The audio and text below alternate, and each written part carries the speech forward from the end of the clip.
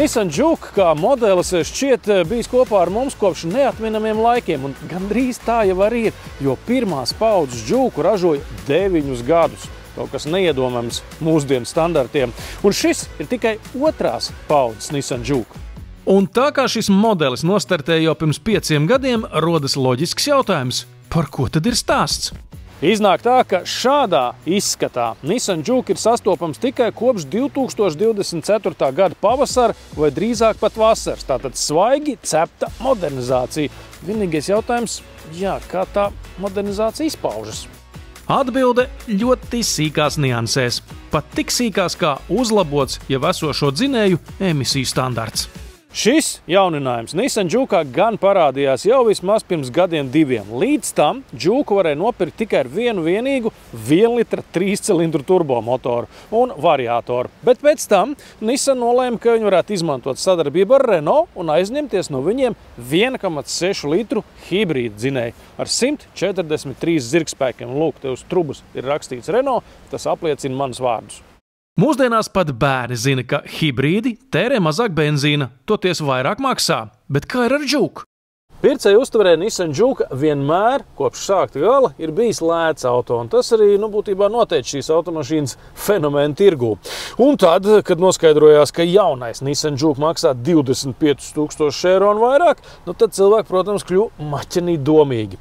Līdz ar to nācās aizdomāties arī Nissanam. Un tagad Nissan Juke ar parasto motoru un labā komplektācija ar visiem sporta krēsliem, Apple CarPlay, lediem, atpakaļskata kameru un ko tur nu vēl, var nopirkt par 20 000 eiro. Ja nu par katru cenu gribās braukt ar to hibrīdu, kas patiesībā nav obligāti tik mazā automašīnā, tad tādu Nissan Juke arī labā komplektācijā var dabūt par 22 000. Vienalga vai Jukam ir variātors vai automāts, transmisijas kloķis lepni kā bākas lienas augšup no paša viduskonsoles centra. Firmīgi ir tas, ka Nissan Juke joprojām ir tāds nesarežģīts automobīls, un arī sēdpozīciju viņi ir saglabājuši tādu kā oriģinālajā modelī. Tā kā likās, ka tu brauc kaut kādā sacīkšu mašīnā, viduskonsola augstas, kloķis tepat ir par rokai. Labi, bieži to vairs nevajag aiztikt, tāpēc, ka manuālās kārbas vairs nav, tik un tā, bet mums ir lāpstiņas zem stūres. Šie sēdekļi ar viengabalu atzelti ir standartā, vienīgi tās Bosa tumbas, tās gan ir tikai augstākajās komplektācijās. Tikai zināšanai, Juke ir 4 dažādas komplektācijas no Accenta līdz jaunajam N-Sport. Optimālais komplekts par īpašo cenu saucas N-Connecta. Automātiskā klimata sistēma ir mono, jo mašīna ir maziņa, tātad dubulto klimatu mums nevajag. Ekrāns ir tāds jau mazliet no veciem laikiem, bet te ir iekšā Apple CarPlay un visas lietas, ko mēs mūsdienās gribam no automašīnām. Panelis, tāda mērskala panelis, būtībā ir tāds pats kā Nissan Qashqaiam. Gan izmērā, gan arī pēc grafika. Un vēl man ļoti patīk stūri, tāpēc, ka te ir visas mehāniskās pogas, un tā stūrī tik tiešām noskaņā uz tādu jautru, draisku braukšanu.